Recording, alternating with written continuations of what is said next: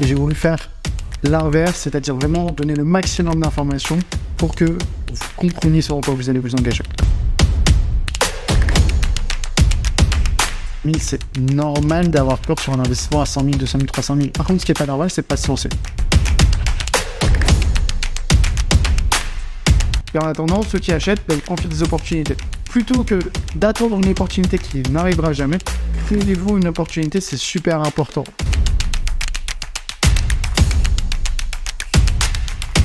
Par rapport à l'accompagnement de l'investissement locatif, donc ça c'est une news un peu en avant-première.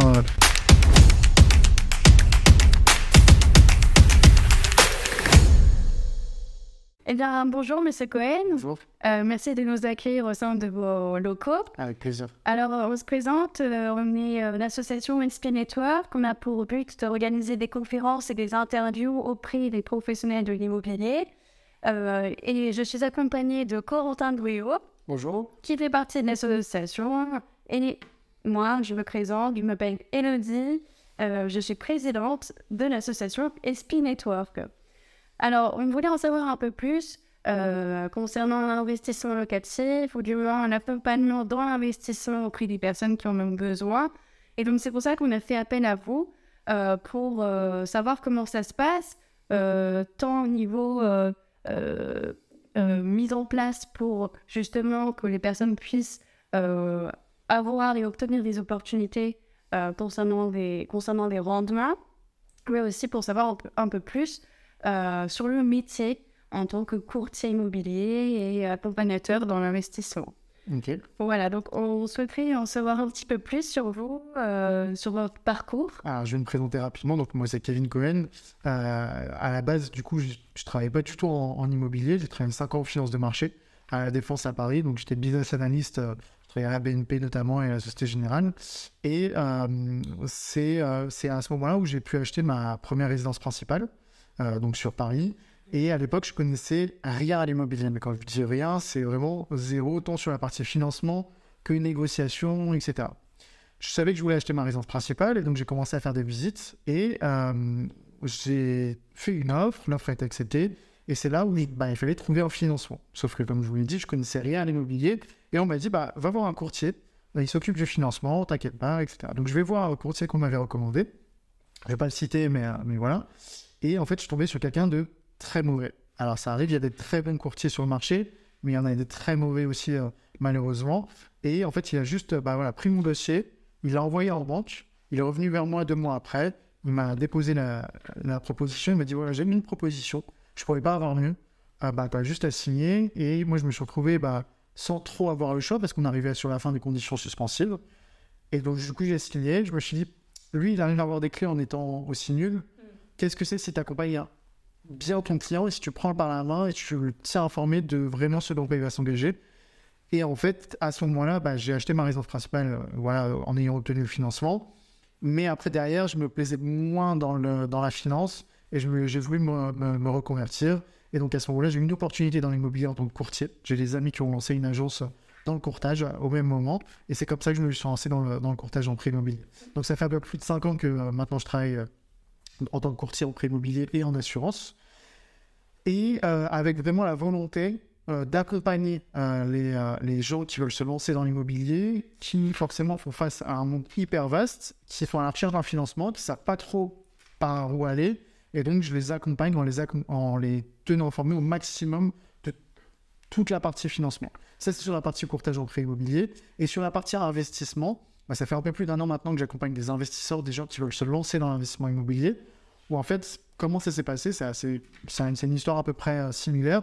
Je me suis rendu compte qu'il y avait de plus en plus de gens qui s'intéressaient à l'investissement immobilier, mais qui ne comprenaient pas trop ce qu'ils faisaient. Ou en tout cas, qui anticipaient mal les choses.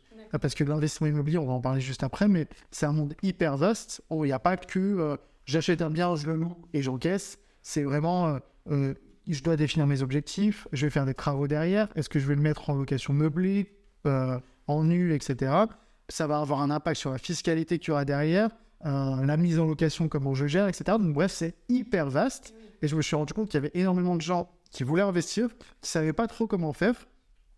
Et dans le même process où j'ai voulu renseigner au mieux les clients sur la partie financement, sur la partie investissement, je me suis énormément formé parce que je suis aussi investisseur à titre personnel.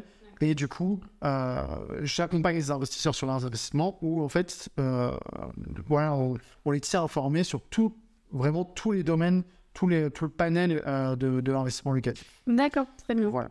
Merci. D'accord. Et donc, du coup, on parlait de l'investissement locatif et justement, on voit beaucoup de personnes sur les réseaux sociaux qui font énormément de choses. Et vous, qu'est-ce que vous pensez de ces personnes? Est-ce que les choses sont dites ou pas forcément? Qu'est-ce qu'il faut en retenir? Qu'est-ce qu'il ne faut pas en retenir? Alors, c'est comme tout. Il y a des gens qui vont très bien vous informer. Il y en a d'autres qui vont profiter d'une opportunité où ils savent que vous voulez investir. Vous ne savez pas trop comment faire et ils vont essayer de vendre du rêve en quelque sorte. En quelque sorte, par exemple, c'est les fameux vendeurs de rêve qui vont vous dire vous n'inquiétez pas, vous voulez investir dans l'immobilier, achetez avec moi, achetez ma formation ou quoi que ce soit. Vous allez devenir multimillionnaire dans un an. Vous allez acheter des immeubles de rapport sans apport, etc. Limite, même si vous êtes au RSA ou au chômage, c'est pas grave. Et vous inquiétez pas, faites-moi confiance. Et au final, il y a beaucoup de gens, parce que c'est des très bons commerciaux, donc en fait, on a envie de leur faire confiance. Mais malheureusement, on tombe dans le piège et on se rend compte qu'au final, c'est pas possible. On a déjà acheté le package qu'ils proposent et au final, c'est un peu trop tard. On se rend compte face au marché que c'est pas possible. Ou même que la promesse n'est pas tenue. Donc en fait, le but, c'est effectivement de lutter contre ces personnes-là qui vous vendent des fausses informations, qui vous vendent du rêve pour vous faire comprendre que l'investissement immobilier, c'est bien, c'est très puissant. Ça vous permet de faire jouer l'effet de levier bancaire pour lever de la dette et derrière acheter des biens immobiliers et constituer du patrimoine, etc. et s'enrichir. Mais c'est pas si facile que ça, il va falloir bien se renseigner. Et du coup, voilà, effectivement, il y a de ça, il y a des vendeurs de rêve. Il faut faire attention à l'information qu'on va vous vendre. Bien sûr. D'accord. Et vous, comment faites-vous pour essayer de vous démarquer des autres personnes sur les réseaux sociaux? Qu'est-ce qui pourrait attirer le regard vers vous que d'aller sur une autre personne? En soi, des vidéos, j'en fais 3-4 fois par semaine. J'essaie de faire des vidéos à titre vraiment informatif où j'essaie de transmettre de la connaissance, tant sur la partie financement que l'investissement. Donc on parle de plein de sujets. J'essaie de diversifier un petit peu les contenus. Parfois, je vais faire des analyses de biens rentables. C'est-à-dire que je vais prendre un bien sur Internet, sur le Bon Coin, que l'un de mes clients m'a envoyé. Et on va regarder ensemble l'annonce, on va regarder les calculs de rentabilité, de cash flow, etc. On va en parler juste après. Vraiment, on va voir si le bien est rentable. Ça peut être une idée de vidéo que je peux proposer sur ma page. Je tiens à informer aussi de toute l'évolution du marché immobilier, tant sur l'évolution des taux de crédit immobilier, l'évolution du taux d'usure, les nouveautés par rapport à chaque mois, qu'est-ce qui se passe sur l'immobilier. Donc, il y a toute cette partie-là aussi. Et sur la partie investissement, je vais essayer de donner du contenu aussi par rapport à tous les sujets qu'on peut avoir sur un investissement locatif. Fiscalité, travaux, définition des objectifs, négociation. Comment on va négocier un bien aujourd'hui? C'est super important de savoir ça. Parce qu'effectivement, aujourd'hui, on voit qu'il y a une baisse des prix sur le marché. Il y a des gens qui vont avoir peur par rapport au fait que les prix baissent, mais ils ne savent pas comment trop réagir. Est-ce qu'il faut se lancer tout de suite? Est-ce qu'il faut attendre un petit peu, etc. Au lieu de ne pas se lancer, anticiper cette baisse, négocier dès maintenant les 10-20% de baisse que vous allez avoir dans les mois à venir ou dans les années à venir et acheter maintenant, ça vous permet de commencer à constituer du patrimoine, à commencer à décapitaliser sur votre crédit et à vous enrichir dès maintenant, plutôt qu'à attendre une opportunité qui n'arrivera potentiellement pas. Donc ça, c'est sur la partie contenu que je propose. Et du coup, par rapport à l'accompagnement de l'investissement locatif, donc ça, c'est une news un peu en avant-première. Et je vous avais dit que j'allais potentiellement commencer à annoncer maintenant. Mais ça fait un peu plus d'un an qu'on accompagne des investisseurs sur le marché sur une sorte de coaching. C'est-à-dire qu'on a des appels, on planifie des visios avec nos investisseurs et on leur explique un petit peu par rapport à leur projet. On fait des sessions de 4 à 8 heures pour vraiment plus personnaliser.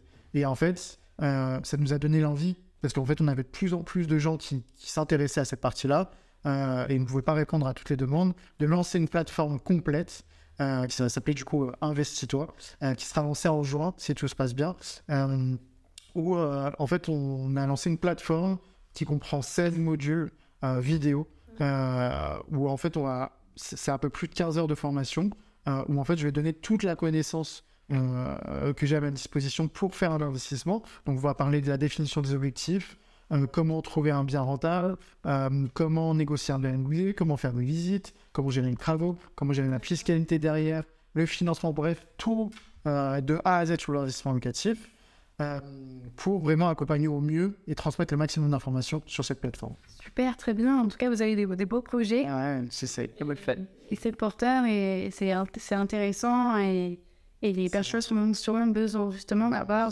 des personnes comme vous. En fait, le projet s'est lancé comment aujourd'hui, je me suis rendu compte qu'il y avait énormément de gens qui achetaient des formations qui, au final, étaient...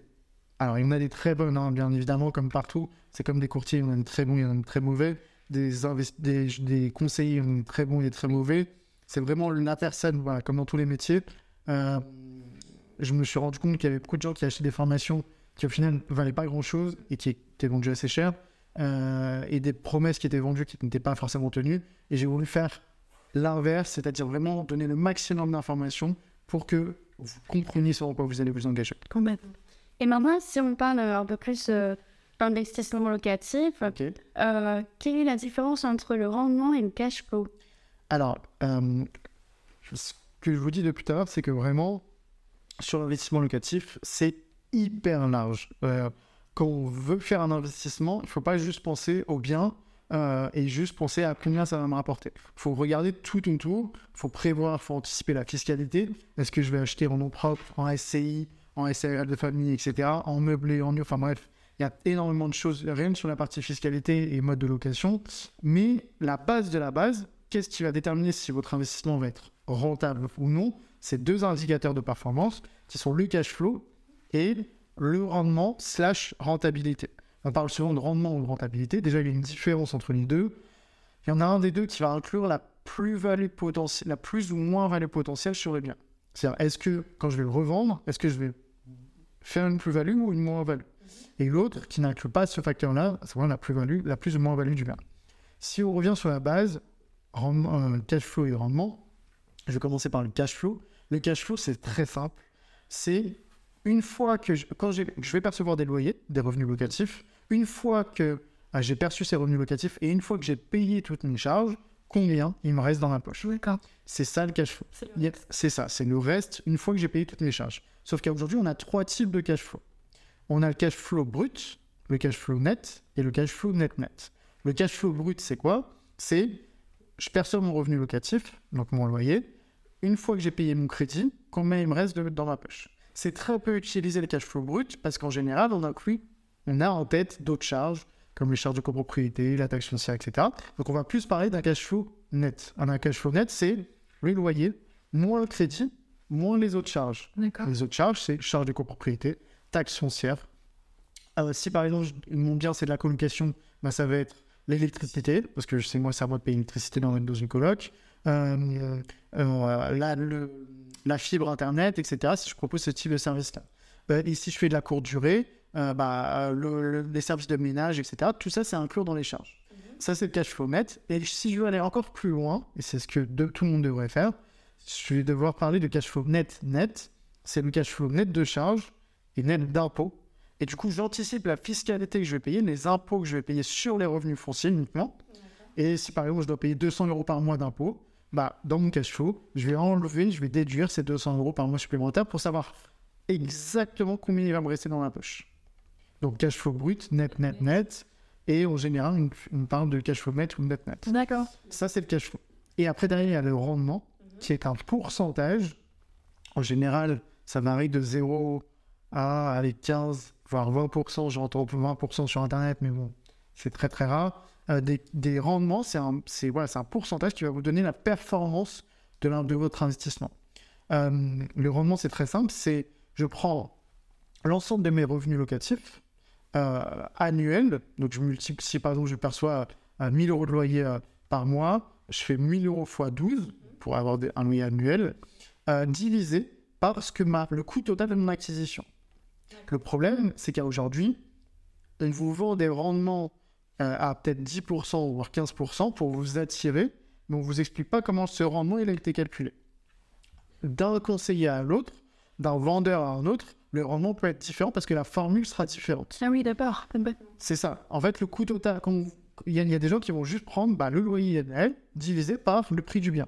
Sauf qu'en fait, quand on achète un bien, on n'a pas que le prix du bien à payer, on a potentiellement les travaux, on a les frais de notaire, on a les frais de garantie bancaire. Charge. Exactement, c'est combien vraiment ça m'a coûté.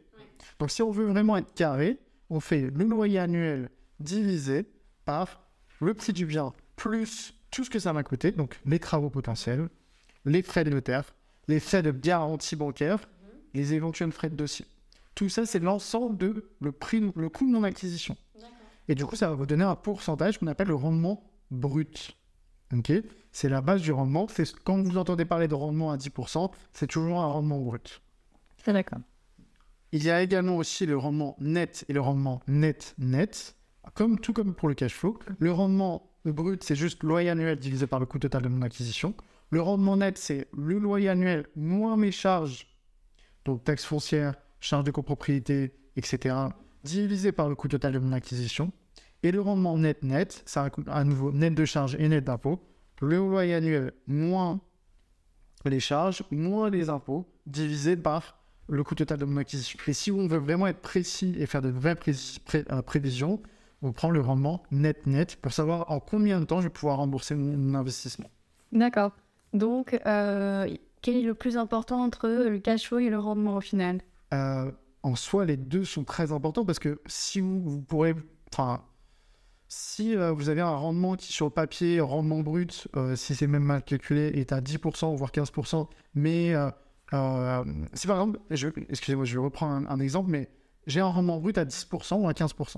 Ok, donc c'est le loyer annuel divisé par toutes mes charges, divisé par le coût total de mon acquisition. Ça donne 10% ou 15%. Sauf que j'ai pas pris en compte mes charges. Ok, imaginons que j'achète un studio, super studio, ça se loue super bien, etc. Ça me donne un rendement brut de 10 ou 15%. Mais que dans ce studio, j'ai 200 € ou 300 € de charges à payer de copropriété parce qu'il y a un gardien, parce qu'il y a un ascenseur, parce qu'il y a même un terrain de tennis si vous voulez, des charges super élevées. Donc vous aurez beau avoir un rendement super rentable sur le papier, un rendement de 10 ou 15% sur le papier, mais de l'autre côté, au niveau de votre cash flow, vous allez potentiellement même perdre de l'argent à maintenir cet investissement. Donc les deux sont fortement reliés. J'aurais tendance à dire les deux sont très importants, mais il faut vraiment prévoir l'ensemble des charges, donc un cash flow net et un rendement net. Et à ce moment-là, les deux sont à privilégier. Il faut vraiment regarder les deux. C'est vraiment la fusion des deux qui va vous faire de votre investissement rentable ou non. D'accord. Il faut pouvoir comparer et trouver peut-être un équilibre, voir ce qui est le plus c'est ça. Adapté à notre situation, à notre revenu, tout simplement. Exactement. Maintenant, un rendement, aujourd'hui, pour avoir une idée, un rendement brut aux alentours des 6-7%, ça commence à vous donner un cash flow flat, c'est-à-dire que votre investissement ne vous coûte rien chaque mois. Ça vous coûte, c'est un cash flow nul. Okay. Aux alentours des 6-7%, on commence normalement, en faisant des prévisions, à avoir un cash flow flat. Donc, c'est vraiment à privilégier à ce niveau-là, les deux. D'accord. Et justement, pour un investissement, quelles seraient les premières étapes à faire par quoi on pourrait commencer Alors, la base de la base, c'est le financement.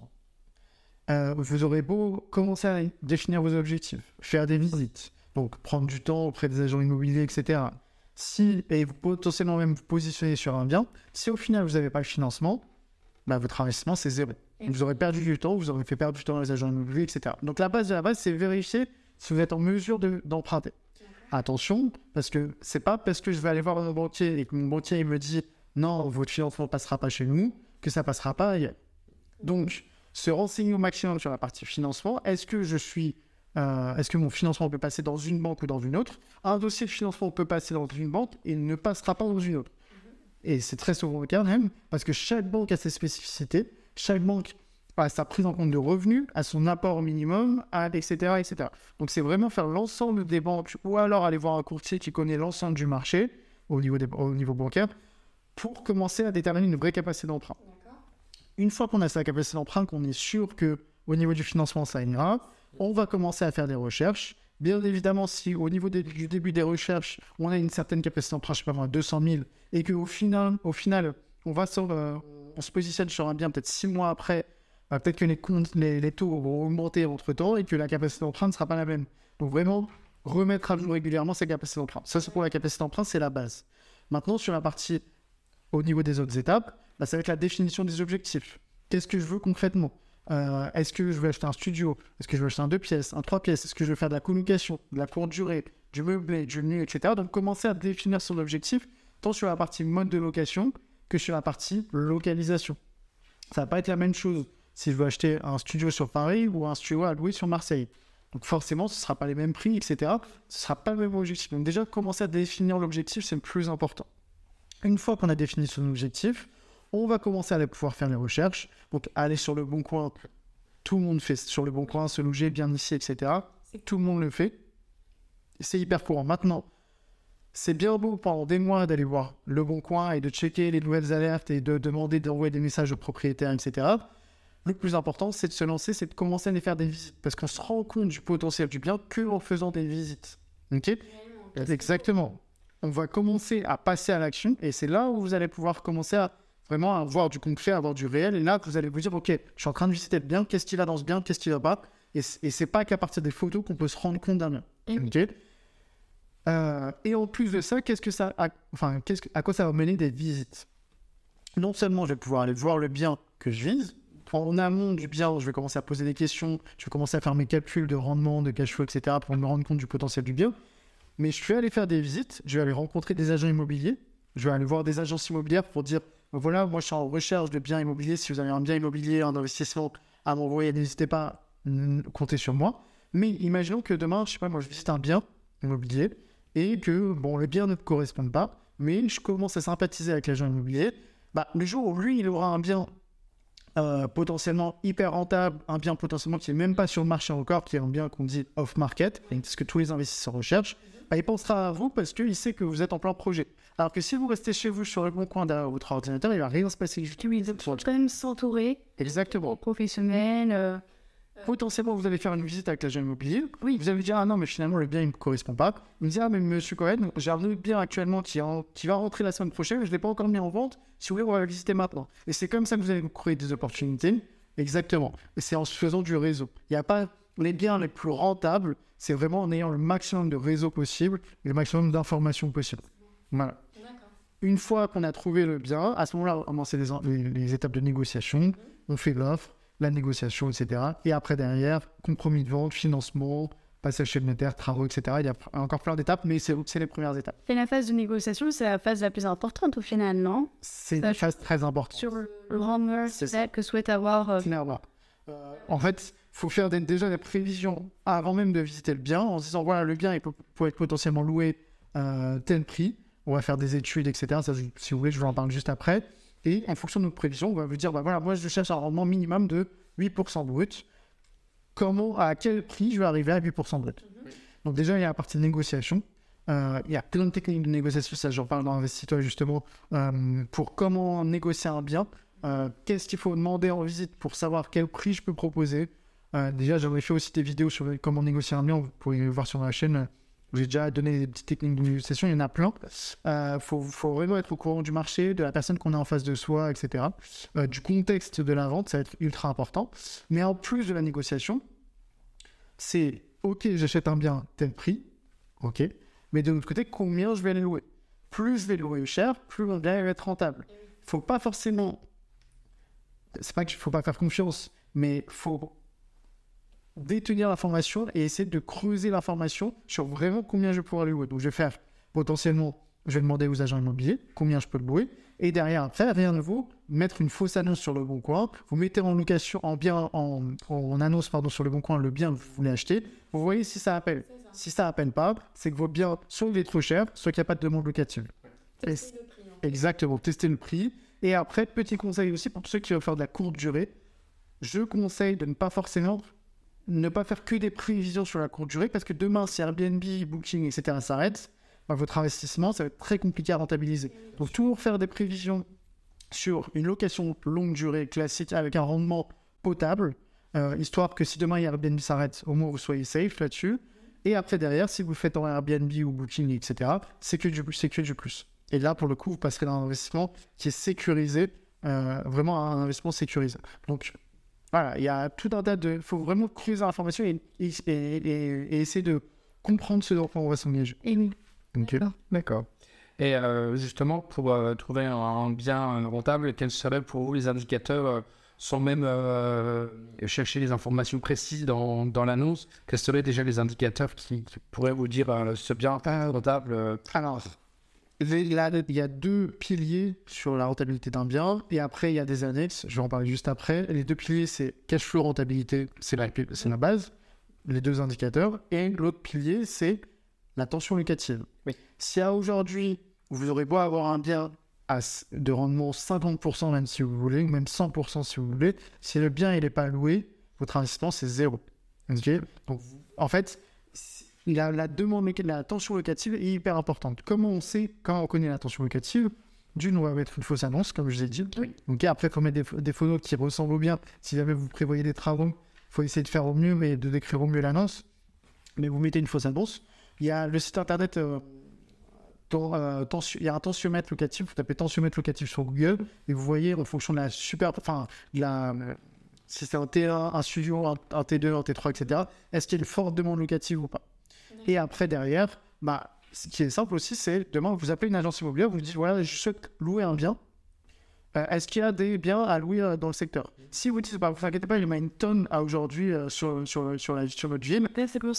Non, c'est pas forcément bon signe, parce que s'il y en a une tonne qui sont à disposition, c'est-à-dire que votre bien, il va se rajouter à la tonne de biens qu'il y a actuellement sur le marché. Par contre, s'il y en a très peu, ça part très très rapidement, là c'est un bon signe pour vous. Donc, il faut aussi vous rendre compte du marché.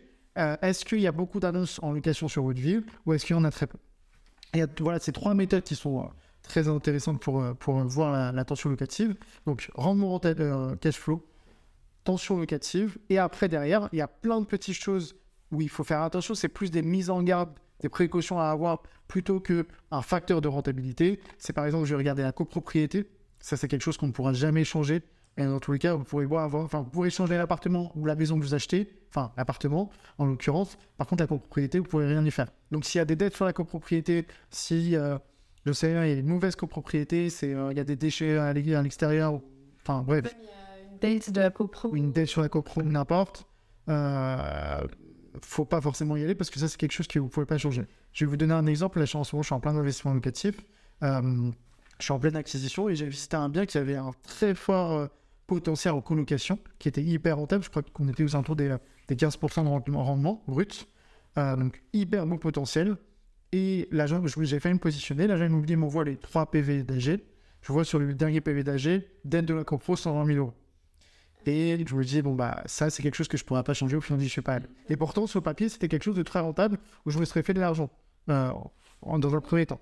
Mais qu'est-ce qu'il me dit derrière? Après, je n'aurais pas dû régler la dette de la copropriété aussi. Enfin bref, il y a tout un tas de choses. Il faut regarder évidemment le DPE. Ça, c'est un gros sujet actuellement. Est-ce que votre DPE ont un E, F ou G? Parce que derrière, vous n'allez pas pouvoir le louer à partir de 2034, etc. Voilà, il y a tout un tas de choses qu'il faut vérifier. Les charges de copropriété, qu'est-ce qui justifie les charges? Enfin bref, énormément de choses à avoir en tête pour justement faire un bon investissement. Mais la priorité, c'est rendement cash flow.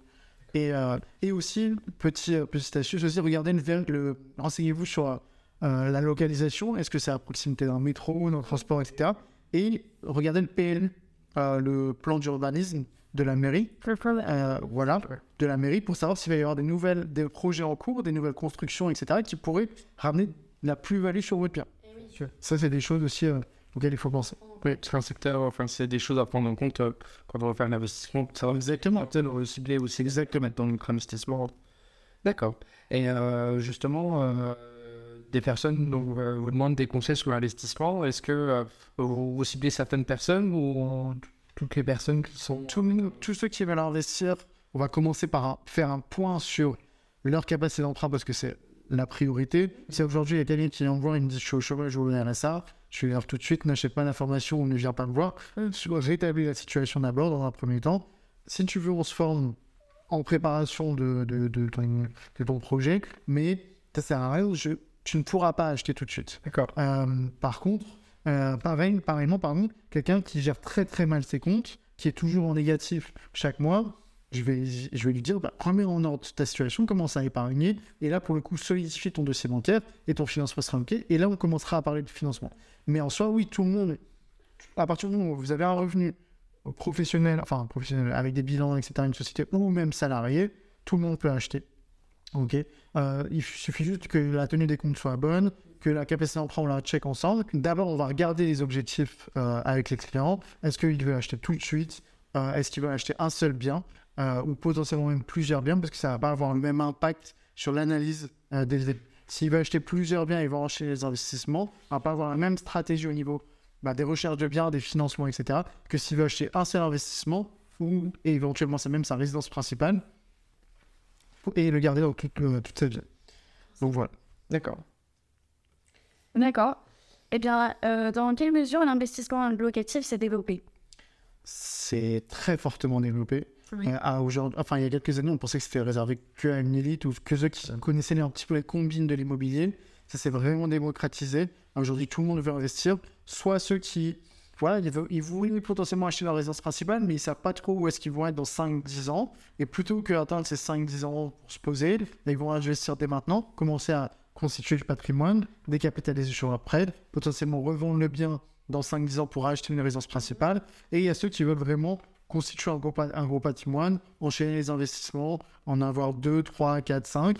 Et là, pour le coup, dégager même un revenu juste avec l'investissement locatif. Ça va prendre du temps, mais c'est faisable si on a les bonnes techniques et si on se fait bien accompagner. Donc, ça s'est vraiment démocratisé. Il y a de plus en plus de gens qui s'y intéressent. Il faut juste bien faire les choses et bien se renseigner. Forcément. Donc, on peut parler d'une tendance. Ah oui, là, actuellement.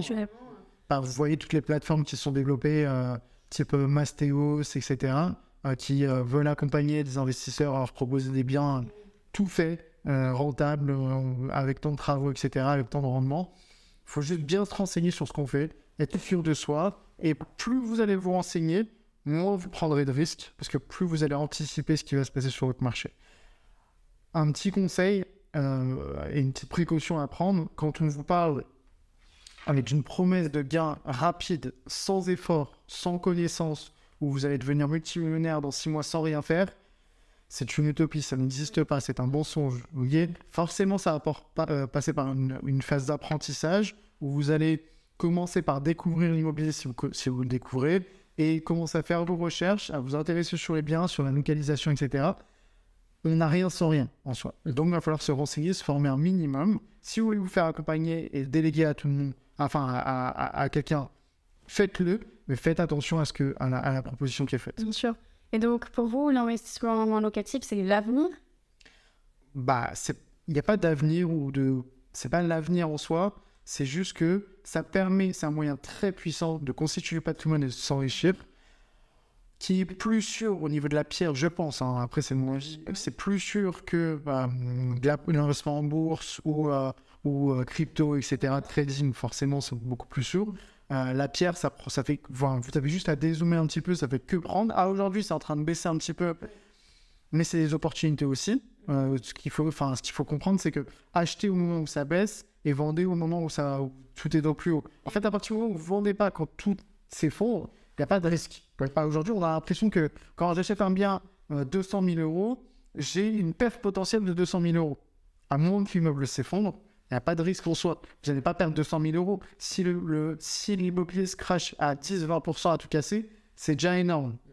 Okay, donc au pire, sur les 200 000 euros, vous allez perdre 10-20%. C'est la même chose que si vous mettiez 100 000 euros en bourse et que la bourse descend. Donc le risque est le même en soi. C'est juste qu'il y a plus de potentiel de plus-value sur un bien immobilier, ça va beaucoup plus vite et ça permet de constituer le patrimoine. D'accord. Donc c'est pas l'avenir en soi, mais c'est un outil hyper puissant. D'accord. Et justement, donc, dans l'investissement locatif, il y a plusieurs types. Est-ce que vous en connaissez quelques-uns et on décrit peut-être il y a plein de types d'investissement locatif. Je ne vais pas parler de la partie commerciale parce que ce n'est pas mon domaine, tout ce qui est local commercial, etc. Mais en soi, vous pouvez très bien acheter un bien pour faire du meublé, du nu. Rien que déjà sur ces deux propositions-là, c'est deux fiscalités différentes, c'est deux impacts différents. Est-ce que je vais acheter un studio, un 2 pièces, un 3 pièces? Est-ce que je vais faire de la courte durée, de la longue durée? Est-ce que je vais faire de la colocation? Rien que déjà aussi sur ces parties-là, c'est totalement différent en termes de stratégie, en termes de localisation, en termes de plus-value potentielle, en termes de cash flow, en termes de rendement. Donc déjà, rien que sur ces modes de location, après on peut diversifier un peu. Quand on commence à aller sur plusieurs investissements, on peut faire potentiellement même du co-living. Ça devient de plus en plus à la mode, ça.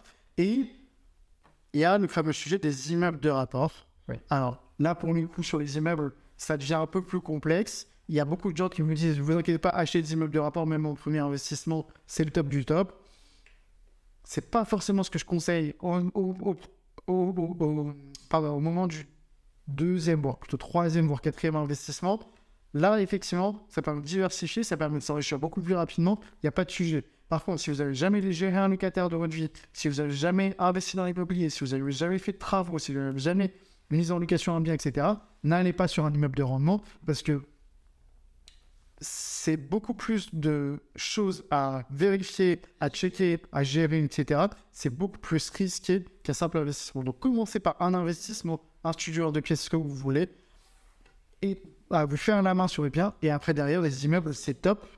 Et là, vous allez pouvoir vous faire plaisir là-dessus. D'accord. Ok. Pareil, sur un financement, c'est pas la même chose de financer un immeuble qu'un simple appartement. Eh oui. Mais, en soi, il y en a qui le font. Je dis pas que j'exclus pas sur le fait d'un premier financement d'un immeuble. Hein. Ça se fait très bien. Il faut juste être sûr de soi, bien anticiper les choses, bien s'informer. Et là, pour le coup, c'est comme tout. Vous pouvez faire un super investissement. Comme tout. D'accord. Et donc justement, c'est vrai qu'on en a parlé un petit peu avant, mais aujourd'hui, les personnes craignent un petit peu de se lancer dans l'investissement. Qu'est-ce que vous en pensez peut-être de ces personnes qui se lancent? Ça, c'est normal d'avoir peur. On achète des biens à 100 000, 200 000, 300 000. C'est normal d'avoir peur sur un investissement à 100 000, 200 000, 300 000. Par contre, ce qui n'est pas normal, c'est de ne pas se lancer. Ça, voilà. Et d'avoir peur, c'est normal. On ne connaît pas le sujet. C'est super vaste. On en a parlé. Il y a de la fiscalité à gérer. Il y a des travaux. Il y a faire des offres, faire des visites, prendre son temps, etc. Par contre, plus vous allez attendre, plus vous allez perdre du temps sur la constitution du patrimoine, sur la décapitalisation d'un prêt, sur votre enrichissement personnel. Et plus vous allez repousser, plus en attendant des opportunités, plus vous allez perdre de l'argent au soi. Donc, s'intéresser à l'immobilier, c'est top. Avoir peur, c'est normal. Ne pas se lancer, c'est pas normal. Okay. Si vous avez l'opportunité de le faire, si vous voulez le faire, faites-le. Il faut juste vous former correctement et y aller. Commencez à faire des visites, commencez à prendre du temps là-dessus, à faire des choses concrètes et pas juste être derrière son canapé à scroller sur les annonces Le Bon Coin et à attendre qu'une opportunité arrive. Parce que ça ne va jamais arriver. On a deux types de personnes. On a les gens qui attendent des opportunités. Ils vous disent, voilà, aujourd'hui l'immobilier c'est trop cher. Forcément ça va baisser. Donc j'attends que ça baisse. Et quand ça baisse, ils vont vous dire, ah mais attendez, mais là l'immobilier c'est en train de se cracher, c'est pas le moment d'acheter. Donc j'achèterai quand ça va remonter ou j'attends un petit peu. Après il y a ceux qui vont vous dire, les taux ça fait que augmenter. Maintenant l'année dernière c'était à 2% ou à 1%. Maintenant c'est 3% ou 4%. J'attends que ça baisse avant d'acheter. Et en attendant, ceux qui achètent, ils profitent des opportunités. Plutôt que d'attendre une opportunité qui n'arrivera jamais, créez-vous une opportunité, c'est super important. Vous savez que les prix vont baisser, anticipez cette baisse, achetez dès maintenant en négociant un bien 10-20% en dessous du marché. Et là, pour le coup, la baisse que vous aurez de 10 ou 20%, vous l'aurez anticipé, mais vous aurez acheté dès maintenant. Un taux de crédit immobilier, ça se renégocie aussi. Aujourd'hui, c'est aussi les prix sont aux alentours des 3, 3,5, voire 4-5% dans les mois à venir. Vous allez pouvoir renégocier par la suite si les taux rebaissent. Et là, pour le coup, vous aurez fait un super investissement. Parce qu'aujourd'hui, ce qu'il faut se dire, on est en avril 2023, aujourd'hui on tourne, les prix sont en train de baisser petit à petit, les taux ne font que augmenter, il y a très peu d'acquéreurs sur le marché, on le voit bien avec les agents immobiliers avec lesquels on travaille, donc vous avez l'opportunité d'être l'un des seuls, et donc du coup vous avez plein de biens à votre disposition, allez en visiter et commencez à faire des offres, et s'il y a une offre qui ne passe pas, c'est pas grave, on passe à la suite. D'accord, ne pas lâcher, être persévérant. Et c'est une question de cycle aussi. C'est une question de cycle, mais plutôt vous allez... Exactement. Mais plutôt vous allez passer à l'action, meilleur sera... ce sera mieux pour vous. C'est une opportunité. Plus vous allez vous faire la main, etc. Il y a des gens que je connais qui, ça fait des 5-10 ans qu'ils attendent d'acheter et qui aujourd'hui n'ont toujours pas acheté, qui me disent aujourd'hui, ah mais si seulement j'avais acheté quand les prix étaient bas, ah mais si seulement j'avais acheté quand il y avait que des regrets, passe à l'action et au pire vous vous trompez. bah, vous avez perdu 5-10 000 euros sur un bien à tout casser. Mais je pense, si vous formez bien, il n'y a pas de raison. D'accord. Et justement, qu'est-ce que vous conseillez éventuellement aux éventuels investisseurs de quel document serait le mieux à fournir aux banques? Et est-ce que vous les orienteriez sur une ou deux banques ou plus de banques pour proposer leur investissement? Alors là, pour le coup, sur la partie financement, ça dépend du profil. D'accord. Ça dépend de la personne. C'est clair qu'une personne qui a toute une famille dans la même banque depuis des années avec un super conseiller qui a des pouvoirs de délégation élevés, etc., qui peut faire passer n'importe quel dossier, ça sert à rien d'aller voir les autres banques ou d'aller voir un autre courtier. Ou voilà. C'est clair qu'il faut privilégier la relation bancaire. Oui. Maintenant, si vous n'avez pas trop d'idées sur la partie financement, si vous ne savez pas trop aller, vous pouvez très bien aller voir un courtier qui lui a plusieurs relations bancaires avec plein de banques, qui saura en fonction de votre dossier où l'envoyer pour le faire passer et qui a des relations bancaires plus importantes que vous si vous commencez à ce niveau-là.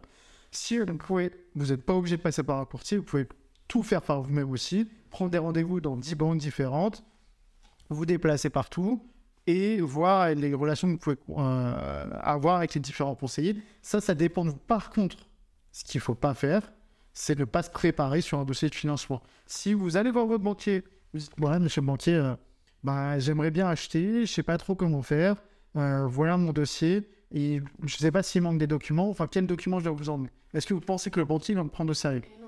Voilà. Par contre, vous ramenez avec un dossier, vous notez, vous savez ce que vous achetez, vous savez vos capacités d'emprunt, vous savez que vous avez utilisé la chose, là, il va vous prendre au sérieux, il va vous dire, ok, là, je sais que j'ai affaire à quelqu'un qui comprend ce qu'il fait, qui a investi clairement, qui sait ce qu'il fait, qui prend moins de risques, et là, pour le coup, qui a des éléments, qui a un dossier complet.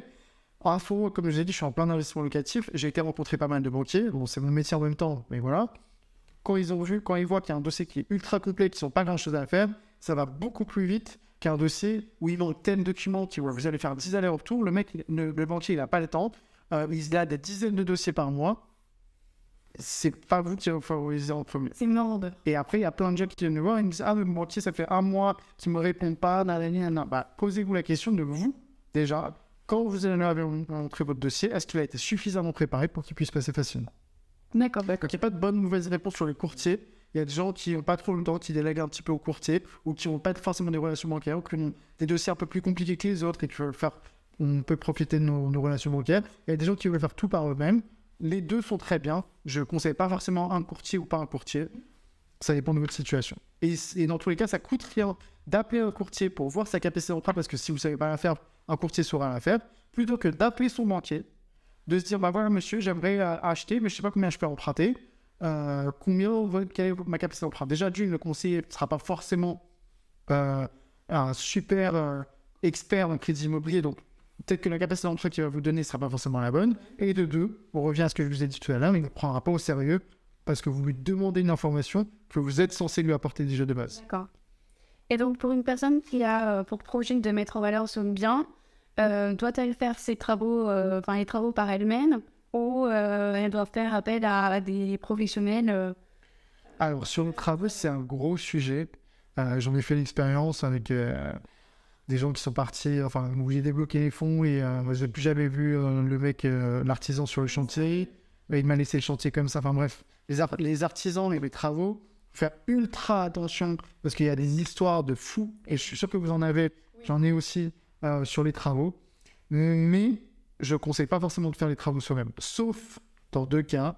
Soit c'est juste un coup de peinture, à ce moment-là, ça sert à rien de prendre un artisan. Soit c'est, et encore, il y a des gens qui savent pas faire la peinture. Soit c'est, vous avez un artisan dans votre famille ou dans des connaissances, etc., des très bonnes connaissances, et à ce moment-là, ça peut valoir le coup. Sinon, il vaut mieux déléguer les travaux, pour deux raisons. D'une, déjà, c'est moins de stress à avoir de faire des déplacements les week-ends, etc., la personne des travaux va être là toute la semaine, vous allez gagner du temps sur ça, et qui dit gain de temps, dit mise en location plus rapide, dit encaissement des loyers plus rapide, et donc du coup, dans une certaine manière, vous n'allez pas perdre de l'argent là-dessus. De deux, vous allez être protégé par la garantie décennale de l'artisan. Donc en fait, pendant 10 ans, sur le bien, s'il y a quoi que ce soit, plomberie, problème de plomberie ou quoi que ce soit, vous êtes protégé par son assurance. Alors que si vous le faites vous-même, les plomberies, etc., l'électricité, s'il n'y a pas de garantie, vous êtes dans la merde complète. Il y a plein d'autres arguments pour lesquels il faut prendre des travaux, notamment sur la partie défiscalisation. avec une facture des travaux d'un artisan, vous allez pouvoir déduire de l'imposition sur vos revenus fonciers toute la partie travaux. Donc en fait, vous allez payer moins de travaux grâce au fait que vous allez passer par un artisan aussi. Et dernière chose, et je finis sur les travaux avec ça, ok, c'est bien de passer par un artisan, mais prenez toutes les précautions nécessaires avant de passer par un artisan. Vérifiez bien son entreprise, ses avis Google. Est-ce que sa garantie décennale est toujours valable? Est-ce que le devis est aux normes? Est-ce qu'il y a bien un déblocage progressif sur les travaux? Il y a tout un tas de choses qu'on a appris auprès des investisseurs qui conseillent là-dessus, parce que les travaux, ça peut être très vite une chose en bruit. Oui, Ouais. d'accord. Et donc, lorsqu'on a des projets d'investissement, on doit forcément passer par un courtier ou il y a d'autres acteurs. Alors, il y a sur la partie investissement, sur la partie financement, c'est ce que je disais tout à l'heure, vous pouvez passer par un courtier ou non. Ça, c'est vous qui voyez en fonction de votre situation. Commencez par appeler un courtier, vous voyez la capacité d'emprunt, vous voyez par rapport à votre projet, il va recevoir vos documents, vos relevés de compte, etc. Il va commencer à vous conseiller là-dessus. Et vous n'êtes pas obligé de passer par lui, ça va rien vous coûter. Mais voilà, c'est toujours mieux de passer par un courtier dans une pré-phase de préfinancement. D'accord. Sur les autres acteurs d'investissement locatif, ça dépend. Soit vous allez prendre le temps de faire vos recherches, de vous former, d'aller faire des visites, de trouver, de dénicher bien votre pépite à vous par vous-même. Mais à ce moment-là, il faut vous former un minimum pour comprendre ce que vous allez faire. Soit vous pouvez tout déléguer sur la recherche. Il y a des chasseurs immobiliers aujourd'hui qui sont très compétents, qui vous leur donnez vos critères et ils vont vous trouver le bien. Soit vous pouvez aussi tout déléguer totalement, société type accompagnement complet de A à Z, où ils vous trouvent bien, où ils vous disent voilà, il y aura tant de travaux, tant de rendements, etc. Il faut juste faire attention aux biens qu'ils vous vendent, parce que c'est eux qui vont négocier le bien à votre place. Ils vont vous appliquer des frais, en général, c'est du 8, 10 000 euros, 15 000 euros en plus de votre bien à votre charge. Et donc, ça a forcément un impact sur votre rentabilité, sur votre cash flow, c'est sûr. Oui. Mais après, ça dépend du temps que je vais mettre dans mon projet. Moi, je suis plus partisan de me former, me renseigner et de commencer à faire les visites par moi-même et de dénicher mes propres opportunités. Mais il y a des gens qui n'ont pas forcément le temps. Aller sur place. Ouais. C'est ça. Ou alors, il faudrait aller sur place, puis revoir le courtier pour lui en informer C'est ça. Il y a beaucoup de choses à faire, mais dans tous les cas, c'est ça. Mais dans tous les cas, il faut se lancer. Vous pouvez très bien commencer par vous renseigner par vous-même. Si vous vous rendez compte que c'est trop difficile, faites-vous accompagner, soit par une société qui fait tout à votre place, soit par quelqu'un qui fait certaines parties où vous n'êtes pas compétent là-dessus. D'accord. Et donc, question, comment pouvez-vous décrire le métier d'accompagnateur dans un investissement? Quels sont les avantages et les inconvénients pour recevoir un petit peu plus concernant votre métier que vous faites au quotidien? Au quotidien, je m'occupe à la fois de la partie financement et sur la partie investissement locatif. Sur la partie financement, c'est très simple. J'accompagne quelqu'un sur son projet de A à Z, mais sur la partie... on va commencer par regarder son projet avant même qu'il ait signé un compromis. On va regarder s'il a tenu des comptes, l'endettement, le reste à vivre, le taux de charge, etc. pour voir si son projet est réalisable. Et pour l'accompagner, dès la signature du compromis jusqu'à la réalisation chez le notaire. Et on va rechercher un financement pour lui. Plusieurs propositions. On va revenir vers lui avec plusieurs propositions bancaires et s'occuper de son financement. Donc je monte son dossier, je l'envoie en banque, je négocie avec les banques, je négocie les taux, l'assurance, les prêts de dossier, etc. pour qu'il ait le meilleur financement possible. Ça, c'est sur la partie financement. Sur la partie investissement immobilier, dans un premier temps, c'est ce qu'on fait depuis 1 an. On accompagne pas mal d'investisseurs sur qu'est-ce qu'il faut faire par rapport à votre projet, qu'est-ce que vous voulez faire concrètement, est-ce que vous voulez enchaîner les investissements, de quelle manière, combien de budget vous voulez allouer, combien de temps vous voulez faire, dans quelle ville, quelle fiscalité, quel mode de location, etc. Tout le renseigner au maximum par rapport à son projet. Et dans le cadre d'investisseurs qui vont être lancés dans les mois à venir, là, ce sera une plateforme complète où on a les 16 modules, donc à peu près 15 heures de vidéo de formation, où on va rentrer dans le détail de tous les sujets liés à l'investissement locatif. Il y a des bonus en plus où j'ai été interviewé des agents immobiliers, des architectes, des artisans, des administrateurs de biens, des investisseurs pour donner un retour sur justement l'expérience qu'ils peuvent avoir et les conseils qu'ils peuvent donner sur cette partie-là. Des bonus en plus sur des documents qui sont donnés comme une checklist de visite, un calculateur de rendement de cash flow, enfin bref, tout un tas de choses et une communauté qui sera créée autour de cette plateforme où les gens pourront échanger sur leur projet et créer du réseau sur cette partie-là. D'accord. Donc voilà le métier. D'accord, merci pour cette présentation. Avec plaisir. Dites-moi si, dans les années à venir, si on peut se projeter sur le long terme, est-ce que vous êtes amené à embaucher d'autres étudiants, des alternants.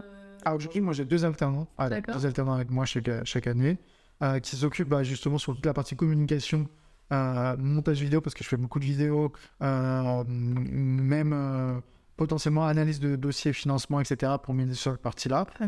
Donc, oui, j'embauche. La structure investisseur va se développer de plus en plus. Et donc, je vais avoir besoin de personnes qui sont là pour accompagner ces gens-là et pour les informer et pour se former eux-mêmes aussi pour accompagner derrière. Parce que c'est normal de ne pas avoir la connaissance au début sur l'investissement. Par contre, plus on va se former, plus on va connaître. Et mieux c'est pour vous. Ça ne va pas être la même chose quand vous allez parler à un client investisseur qui va vouloir se positionner sur un bien en tant qu'agent immobilier, en lui disant, bah voilà, j'ai trouvé ce bien-là, vous allez lui calculer un cash flow ou un rendement qui est approximatif, versus un agent immobilier qui connaît son métier, qui sait comment calculer un rendement, qui sait calculer un cash flow, qui va commencer à parler de fiscalité derrière. Vous n'allez pas être pris de la même manière auprès du client. Donc c'est toute une question de formation. C'est comment vous allez parler à votre client, quelle est votre connaissance à vous pour derrière cartonner dans le métier. Donc oui, on attend des personnes. Comment ils peuvent vous contacter éventuellement? Sur les réseaux, Instagram, TikTok, je crois pas que ça marche sur les messages, mais Instagram, Facebook, LinkedIn, YouTube et tout, je suis un peu partout. D'accord. Donc j'ai ma boîte mail présente sur ma fiche Instagram. Ils peuvent me contacter, il n'y a pas de sujet. Eh bien, c'est parfait. Merci à vous pour cette interview. C'était fort intéressant. Et puis, peut-être à la prochaine. Merci beaucoup. À très vite. Merci.